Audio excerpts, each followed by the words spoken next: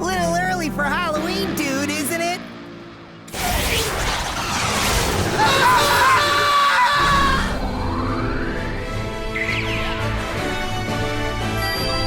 Not if I can help it. It's hero time!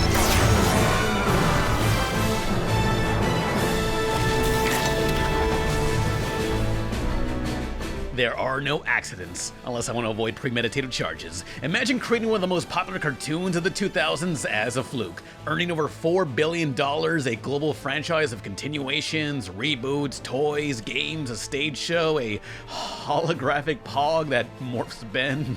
All that sorta happened. It's Ben 10, the original. He's a kid who can turn himself into 10 aliens. I wish my uncle would turn himself into the police after what he's committed. How did this series accidentally get made? Let's find out. It's hetero time.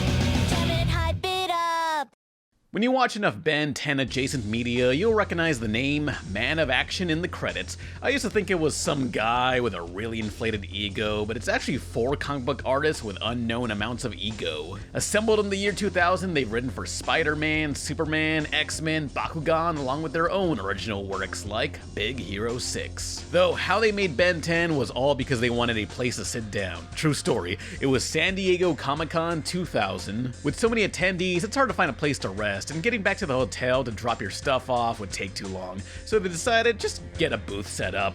Renting a spot's $400 split between 4 guys, who cares? While signing up, the con asked for the name of their group, which they didn't have one, so they spitballed ideas like, wait, I know, the perfect name.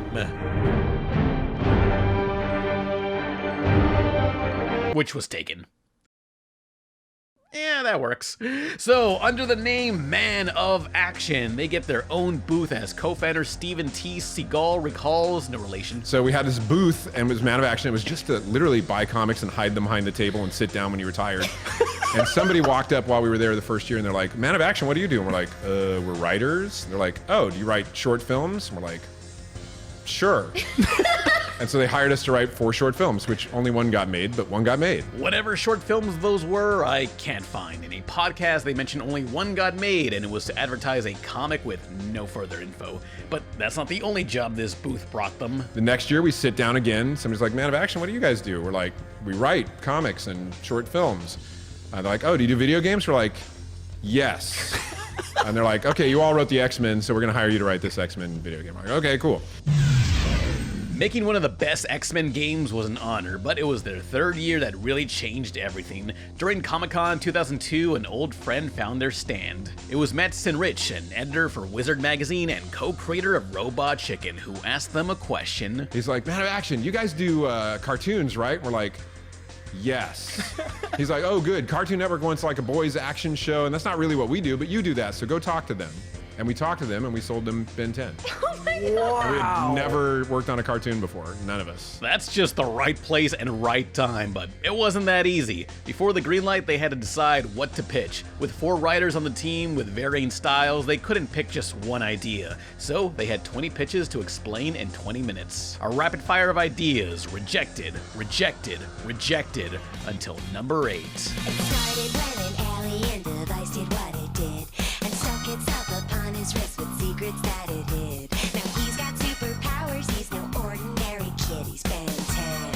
And that was the beginning of Ben 10. This kinda bummed me out, I'll explain why later. As for the rest of the pitches, well, some of them were made years later. Generator Rex, Zack Storm Super Pirate, while the other 17 they're keeping secret. Who knows if those will also become a show. But back to Ben 10. Beyond a simple idea of a transforming kid, they had a lot to figure out, like the name. Force 10, Ben to the 10th power, Entourage. Before turning into aliens, their first idea was for him to become other superheroes, which you can see from this concept art by Stephen E. Gordon, known for his designs on X-Men Evolution and the best versions of Wanda and Rogue ever. Another idea was Ben switching between 10 versions of himself from other dimensions, though multiverses in media weren't as common or easy to explain back then. And also, when they switch, what happens to the original Ben's consciousness? Burning in hell? I hope so. If the ice caps melted on the planet, in that Earth, everybody breathed underwater. So Ben would switch with his Amphibiben. Yeah, there was Benjamin Blood from a planet of vampires. Earth had been taken over by vampires. Atomaben, and that was, a post-nuclear war radioactive Ben. And then we had, like, if Rome never fell. It was decided that aliens would be the best gimmick, but how will Ben transform? Before deciding on an alien wristwatch, some ideas were a magic belt, a 10-sided dice, or a dimensional door that was embedded into his torso, so the aliens bursted from his chest on a weekly basis. Oh no, not again. Yeah, let's stick to the watch. It was to be titled the Megawatt, the Mega Deoxyribos, or as Ben would have called it, the Megawatt. While the final name became the Omnitrix, Megawatt became the nickname given to a set of electronic aliens in the show.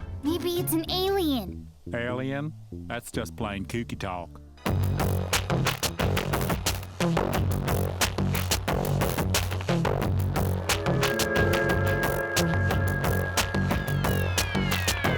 With so many changes along the way, they fired and replaced its character designer, Stephen Gordon. In 2005, just 2 months before the series premiered, Stephen posted on his blogspot early concept art for a show he does not name drop. These are designs that were submitted for a particular project that the X-Men Evolution crew was going to go on to, but for some reason, the executive producers and Boyd couldn't seem to agree on the type of story to tell and for what age group. At least, this is what I think caused it to slip through our fingers. Oh well. He also mentions he hadn't seen the final design, so he probably had no idea this series was still in the works, especially with the various name changes. Instead, comic book illustrator Dave Johnson would finalize the art on TV. Looking at his work, he seems to have a strong reliance on black, white, and a single color, usually red. He loves bold, wide lines separating assets or creating a frame. Comparing the previous character designs to his inclusion, these finalized monsters just pop out way more. Again, black, white, and a single color. When you look at a lineup of superheroes, black and white isn't so common on their uniform. Same for flags of various nations or states, those tones are rarely seen together. Kids love color, blues and reds on the main character for boys. Going monochrome can be seen as polarizing, otherworldly, lifeless. The only other hero I can think of on kids' TV like that is Danny Phantom, who, is a dead kid, a ghost, and human. These characters just stood out from the media as a whole. In fact, they should have a fan-made crossover comic, preferably one that takes place 5 years later. Yes, I did use a lot of Ink Tank's YouTube channel for research, but I scoured for other sources too. Ben also had 14 necrophagian children, Big Chill's race, as Big Chill's species' instincts were so strong that they overpowered Ben and forced him to go through the entire asexual reproduction cycle of a necrophagian. Yep, those are your kids.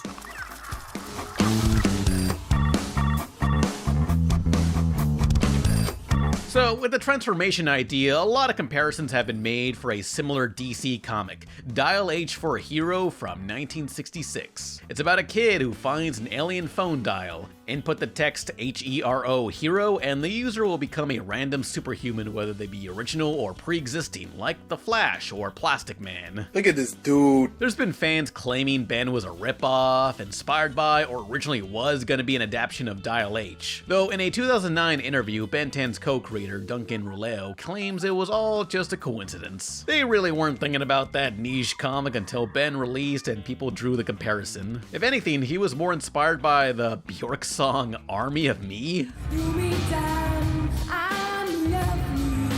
You get that thing I sent you? Strangely, later in 2020, in this unscripted interview, he phrased it like they knew of Dial H during production and wanted to pivot from it. Then they had asked us to do superhero versions. And there's a DC character called Dial H for Hero. And he was like, this is just Dial H for Hero, guys. You know, that wasn't never the intention. We tried it with the heroes, but it felt just too much like Dial H for Hero. This all contradicts with what character designer Dave Johnson said. The Men of Action originally pitched the show that was more based on an old DC property, Dial H for Hero. It went to development for 2.5 years before I've got it. Unfortunately, none of the stuff that got developed was up to the main guy's liking. But at the time I got on board, it changed from human superhero to alien creatures. I came on board and they said, look, we have no more development time, you better figure it out. So it was kind of a rush to get it all out. The story was there, but nothing of the designs. I had to come up with everything. They didn't show me what was done before. I had to do everything from scratch. Oops. I've heard some fans discredit this since he was brought late into production and maybe misheard. Whatever the truth is, I ain't getting that lawsuit money, it's y'all's problem. Now, with every cartoon, there's usually a one-episode pilot made to test how a story would play out. I assume that was just episode 1, though there were rumors of a lost episode due to these screenshots. These are actually scenes from the second episode, yet the designs are very off. Ben's head is a bit more round, while his cousin Gwen has a whole new look. Since 2008, these floated around as many debated in whether this was lost footage or just a fan edit. Again, I checked in on the YouTube channel specializing in Ben 10 lore, the Ink Tank, who interviewed co-creator Duncan Rouleau. When shown these images, he assumed it was just fan-made, but if it was official, he was not aware. There's a lot of people working on a cartoon, and he can't oversee everything. Well, it turns out these were clips of an animation test. Some of these test clips were found in a promotional Flash website, like really tiny in the corner. If you squint your eyes, you can see some changes. So yes, these are real, and Gwen lost her mushroom shirt to avoid any association with drugs. Yeah, Cartoon Network does not want their shows to be affiliated with any psychedelics. While not a full episode, it seems to only be a clip to test the animation on. The full clip is still lost as the network reused and edited these with the final designs. Now, with the pre-production done, it's time for the premiere. We'll be back with more Ben 10 after this. Woo-hoo! Ride 'em, cowboy! Get back in the RV. Aw, come on, Grandpa. Get back in the RV, Ben.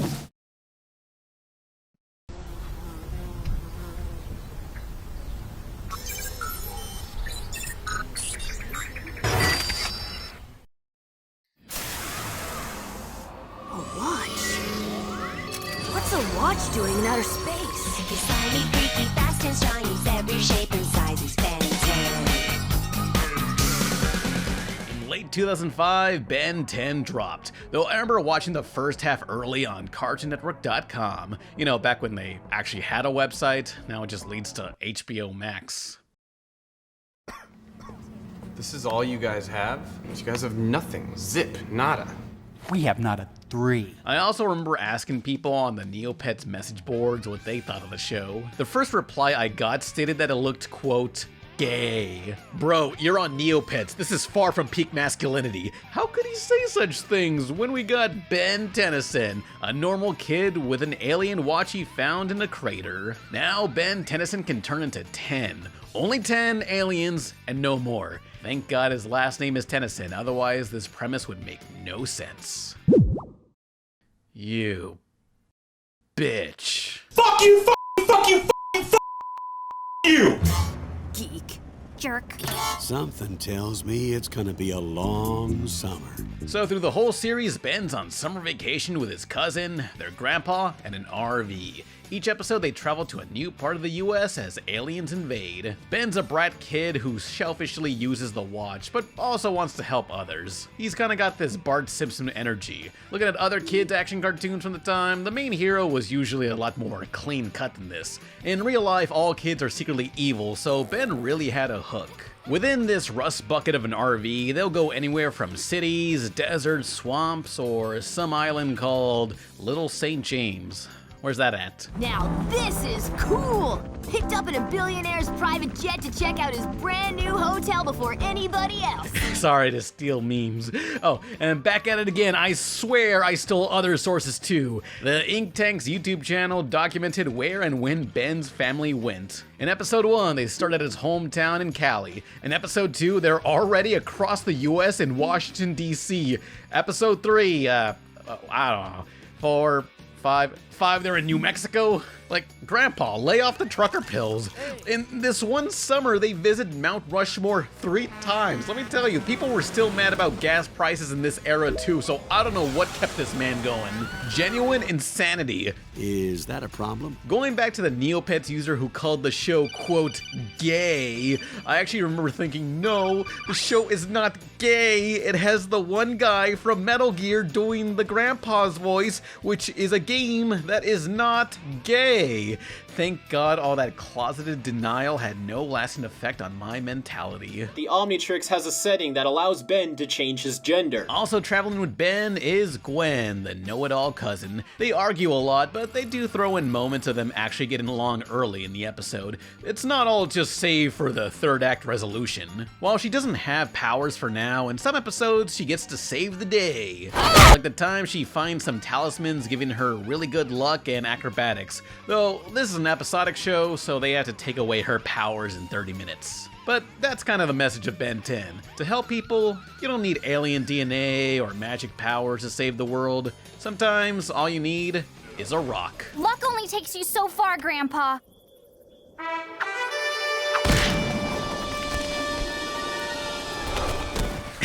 Yeah, no outsmarting the bad guy, no calling the cops, no using magic or aliens, just bludgeon the guy with a rock. That's enough. And god damn, Grandpa, what the heck? Sorry, I can fix this. No problem. So, confession, I didn't really grow up on Ben 10. It released right when I was losing interest in animation. 2006 through 09 were my old cartoons were better phase. High school be that way. I watched it, but I wasn't really engaged. Before doing this video, I was thinking, was Ben 10 any good, or was it just nostalgia for younger viewers? Watching all 52 episodes of the original series with minimal nostalgia bias, I have to say, this was just a toy box of fun ideas.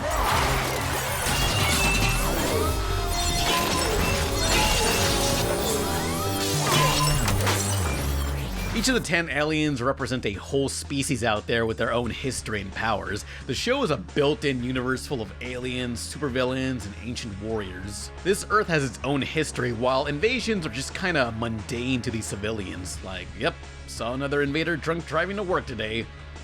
No, I was the drunk driver. With Man of Action's history of comics, you can really feel the inspiration from a ton of sources. You got this foggy graveyard episode with a subtle reference to Hellboy. Don't ask me, I just get that vibe.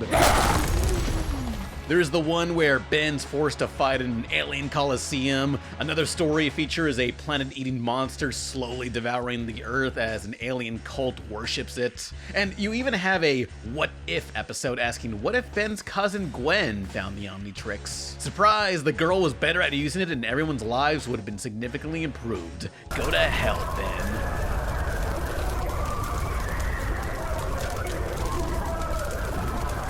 In this what-if scenario, Ben essentially goes back in time and wakes up in the first episode with all his knowledge so far. Grandpa Max didn't reveal he knew about the alien stuff till later, so he really is trying to play dumb here. I love it. You've created a time paradox. Now, a common occurrence with Ben trying to save the day is that he doesn't always turn into the alien he chooses. The Omnitrix will glitch out and pick another alien not suited for the role. During development, a focus group of kids thought that was annoying, like, can't Ben just become the alien he chooses? Well, honestly, the episode would be over in 5 minutes if he did that. Stories need conflict. Focus groups can be helpful sometimes for feedback, but this is one of the major times where you gotta tell those kids to shut the hell up. Fuck you all you 13, 14, 15-year-old little kids! Reminds me, in the 2016 reboot, they changed the alien Stinkfly from a gross bug to a clean-cut superhero. he sobered up. This has always confused me. I thought maybe it was easier to animate a character with a human body type, or they wanted to sell toys with a human mold, but no. Word on the inside is that a focus group just thought the original was too scary. Bro, they're aliens. Kids secretly want to be freaked out by that stuff. Or not, I don't know them. Huh? You're all women. Well, isn't that sweet? Now, as fun as the show is, writing-wise, it's pretty typical. We gotta learn the lesson by the end, and the 2000s humor and phrases like dweeb or kicking butt, I've always groaned at. Though I'm surprised at how well animated and violent the first few seasons were. Some of these villains are aware they're fighting a 10-year-old, like, go easy on him, god damn!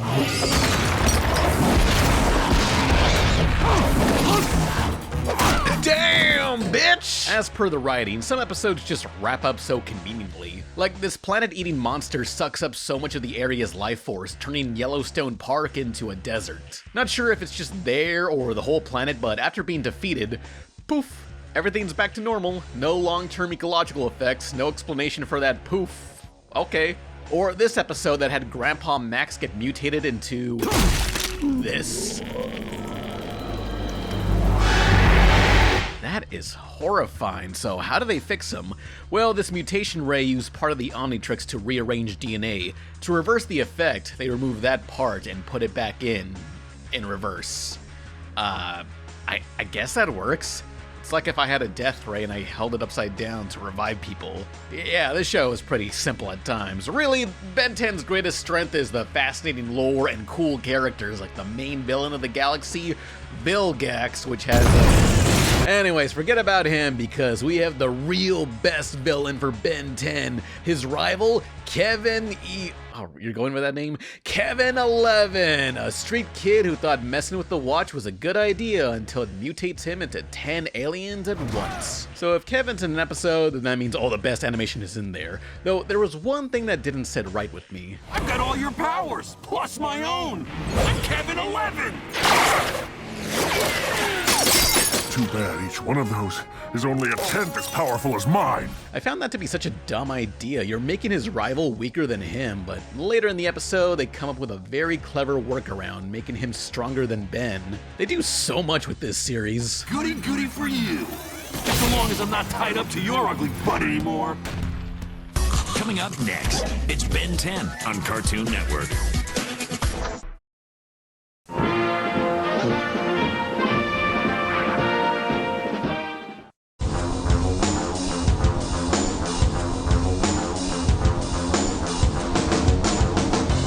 Created the Omnitrix to help all the beings of the universe grow closer together.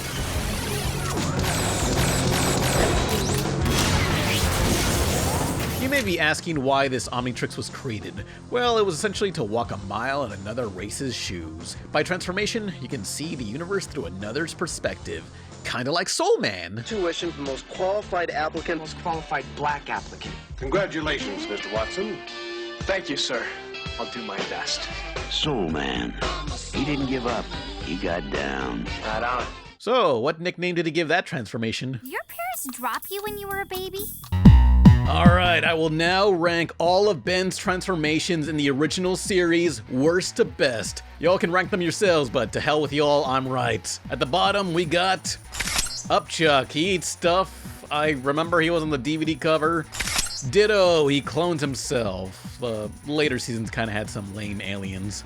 Our first from the original 10, Trapjaw, the least sexually attractive alien, only works in water and usually shows up when the Omnitrix is glitching. Oh wait, I forgot some of the aliens. Stinkfly. Ugly. Wildvine. Also ugly. Frankenstrike. So this was a season of Halloween-themed aliens, mummies, and werewolves. Like, there's a whole planet of Victor Frankensteins? Frankenstrike's name was originally Ben Victor. It's not spoken out loud, but it's told in the credits and toys. I suppose Ben Stein was taken. Wow, the difference is clear. Gray matter. He's small and does what Upgrade kinda does. I once met a guy who said this was his favorite. That was one of the scariest encounters of my life. Artiguana? I don't remember this guy at all. Oh, he's from the future. Kinda cool, though his proportions look stupid. His limbs just don't flow and feel randomized. Like, he's not gonna be in the show much. Just rush this one out. Spitters, kinda cool looking. I don't remember him. Blitzwolf or Ben Wolf. Somehow Ben meets a girl who really likes this wolf and not him. What's wrong with me?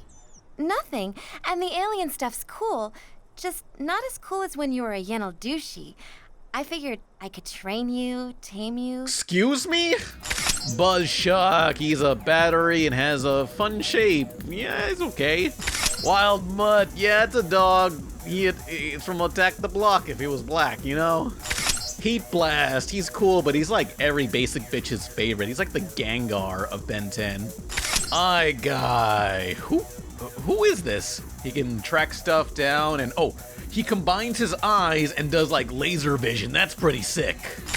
Forearms. It's a guy with 4 arms. Peak character design, a character with 4 arms. Ask Mortal Kombat, like, hey, make a cool design. They'll make a character with 4 arms. I'm on a trip and I forgot to record the Mummy Ben section. Yeah, cool ass design. Zigzag zipper looking chest. Wonderful. And the proportions. Bro built like a total drama character. Way Big, an alien who shows up in a major character moment of the series. Also, he's a reference to Ultraman, who, you know his origin, right? He was a normal human given alien powers to turn giant. He'll stay giant until a timer hits 0 and loses his powers for a bit. Pretty much Ben 10. Accelerate. He's really, really, really fast, and that's all you need to know. He used to be my favorite, but I grew to love other aliens more too. Kinda reminds me of Roller Man.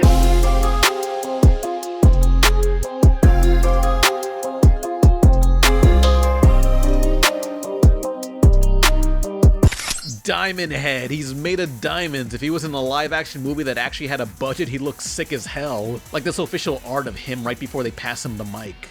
Upgrade is this sort of techno blob that can fuse with technology and upgrade it to its futuristic standards. I love the idea of a character morphing stuff through touch, like how Ghost Rider turns every vehicle into a fiery equivalent. Ghost Freak. So, fun fact, the Omnitrix can transform into any alien should it have their DNA. Somehow this sample of DNA managed to split itself from Ben. How? Well, Ghost Freak is an ectoneurite whose species works a bit differently. You can't be you. I'm you. I was never you. An ectoneurite's consciousness exists even in a few strands of DNA. How was I not hooked on this when I was a kid? Imagine donating blood to someone and they make a clone of you. I think that's how sperm banks work. And now for the #1 best alien, Cannonbolt.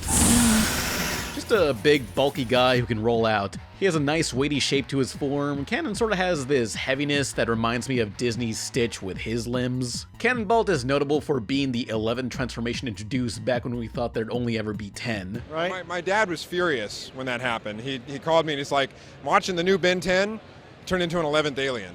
It's only supposed to be 10. What's wrong with you? What are you doing? I'm like, no control over that. He's like, well, you should. I remember somebody asking why they went past 10 on the Neopets message boards, and some other joker in the replies told us that it's just to sell more toys. Why is everyone on that side an asshole? I wish Neopia was a real place so I could bomb it.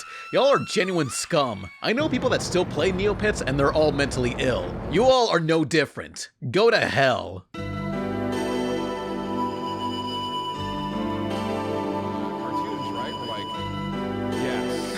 He's like, oh, good. Cartoon Network wants like a boys' action show, and that's not really what we do, but you do that, so go talk to them. And we talked to them, and we sold them Ben 10. Oh my God. Wow. We had never worked on a cartoon before, none of us.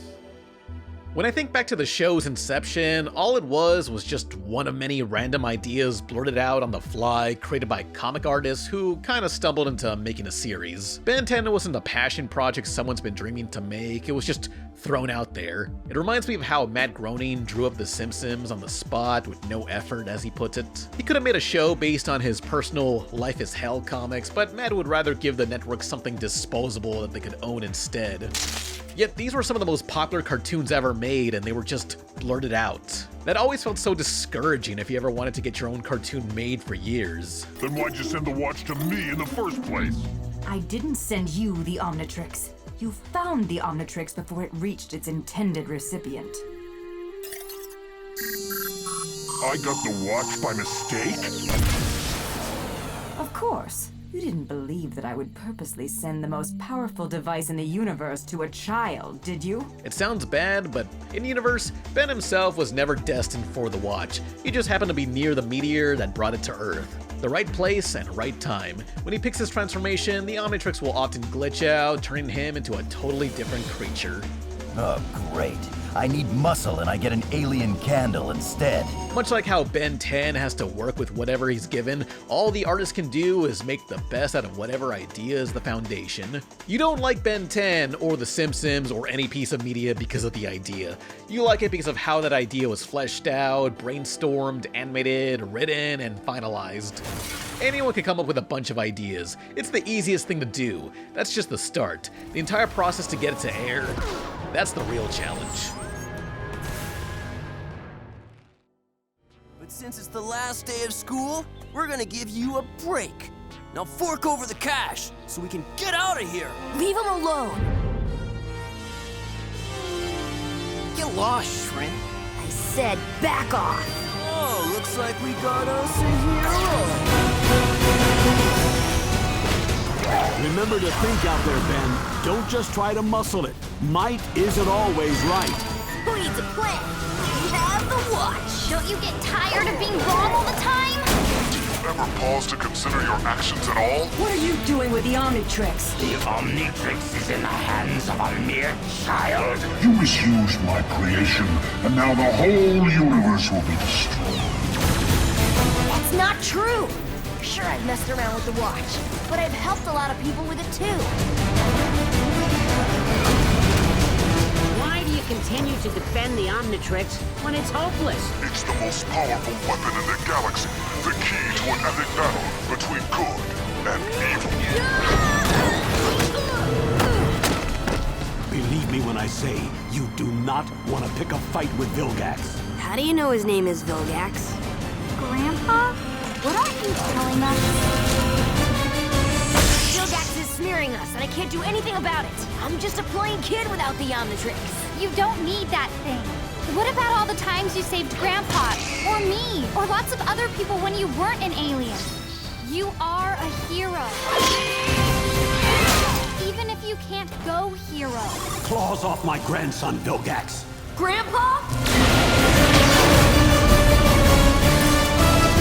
Now step off!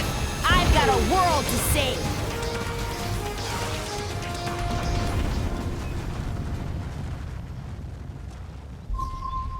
Not bad for a doofus. Grandpa, we need to talk.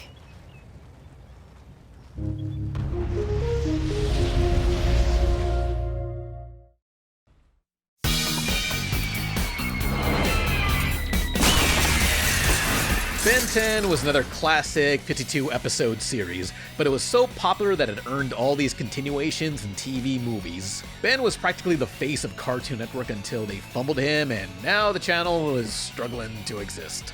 Oh well, I hope that one day CN can make a comeback. Maybe some other time I'll talk about the other Ben 10 shows. As is, with how inventive this show felt, it's no wonder it left such a big impact. I think this is gonna be the best summer ever. Absolutely. It's definitely going to be interesting. Don't you want a rematch?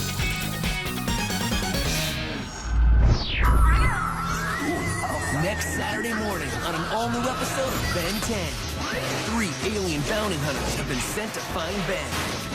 We got company closing in fast! And steal his brand new watch. Hand over the Omnitrix, and I promise you won't suffer. But it's a watch he's grown quite attached to. I'll take care of this. No, Ben, that's just what it wants. Don't miss an all-new episode of Ben 10. Next Saturday morning at 10 on Cartoon Network. Rattle me bones!